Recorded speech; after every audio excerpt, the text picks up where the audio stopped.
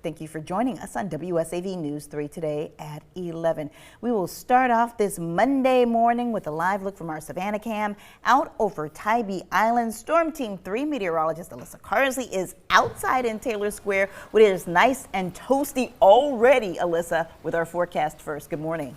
Hey, good morning, Cam. Yeah, it's already toasty out here. Temperatures are back into the upper 70s to low 80s, still tracking a few morning clouds, and we'll gradually see a mostly sunny sky as we head into the second half of our Monday. Now, overall for the next couple of hours, just tracking what's going to feel like a summer-like afternoon. Our high temperatures coming back up into the upper 80s to low 90s, feeling very similar to what we saw over our warm weekend. But of course, just continuing to add to that as we are looking at a near copy and paste forecast from today, tomorrow, into our Wednesday. Away from the coastline, mainly west of I-95, looking at those temperatures back in the low 90s, 92 degrees for the high today in Metter, as well as in Sylvania, 88 degrees here in Savannah, and 89 degrees in Hinesville. We'll continue to stick with temperatures roughly right around that, right around 90 degrees as we head towards the end of the week before we start to see some small changes on the way as we head into this Memorial Day weekend. So coming up in the complete Storm Team 3 forecast, we'll talk about how that change on the way brings back the rain shower chance at least by Friday. Thank you, Alyssa. Topping our news this morning, a special session ordered by South Carolina Governor Henry McMaster has resumed in Columbia as state lawmakers continue taking up the topic of redistricting. Republicans want to redraw District 6 ahead of next month's midterm election. That seat is currently held by the state's only Democrat, longtime Congressman James Clyburn. However, the clock is ticking for a decision on a new map as the state's primary is currently set for June 9th, and early voting there begins next Tuesday, May 26th. The redistricting questions could take more time to be answered, but what it does mean for the state and the candidates currently running, we'll find out. WSAV's Low Country Bureau Chief Andrew Davis gets some answers from a political expert. I have members of the legislature that are looking at the proposed map coming out of the White House saying, I don't like the fact that my community is split up. If you look at Charleston as an example, which has typically been divided between the first and the 6th congressional district, the mayor of Mount Pleasant has now come up, one of the state's largest municipalities, basically saying that we don't like the new map because we don't feel that our community should be drawn to the 7th congressional district with those that are also in Myrtle Beach and Horry County.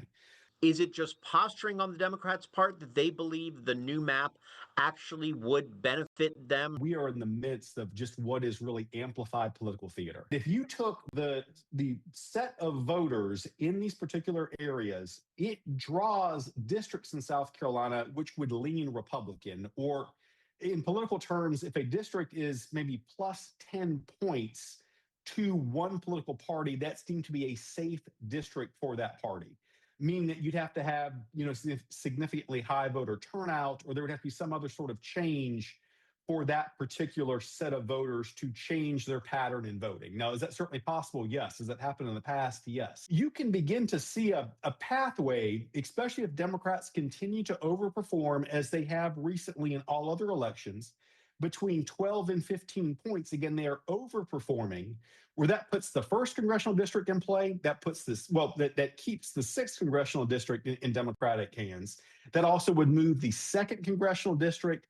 And you might even be able to argue there would be a 4th congressional district in South Carolina that, should current voting trends continue, that they make those now deemable for Democrats. Even if you don't follow politics, you do know how much it costs to fill up your car with gas. You do know what the cost of groceries is. And at the end of the day, you're going to look at what the status quo is, and you're probably going to come to the conclusion that, unless you're a tech billionaire, your budget's probably been impacted. That was WSAV's Andrew Davis reporting. State Senator Tom Davis from Bluffton says he's not voting for redistricting because the state has already changed its maps 3 times in less than a decade, and the people would have no say in the new maps where they vote or who they can choose.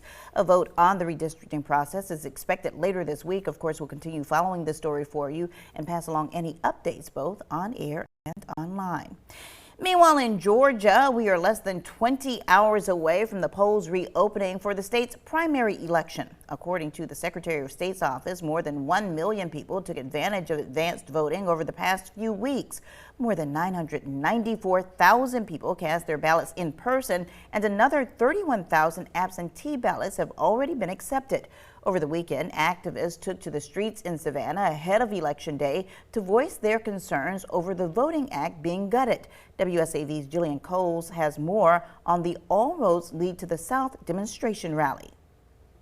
We are not powerless. Coastal Georgia Partners, a group of local organizations dedicated to nonpartisan voting rights work, are encouraging people to use the power of their vote. As a part of the National Day of Action called All Roads Lead to the South, the group is rallying against a recent United States Supreme Court ruling that found Louisiana's congressional map relies too heavily on race. This most recent decision is going to make it harder for Black Georgians when they vote to actually have their influence at the ballot box felt. Louisiana's lines were redrawn in 2024 to create a second majority Black district, which the Supreme Court now says violates constitutional limits. Protesters say this decision goes against the Voting Rights Act of 1965 and dilutes the voice of minority citizens. Following that ruling, South Carolina held a session considering redistricting. In all of my over 5 decades, I've never saw where we were redistricting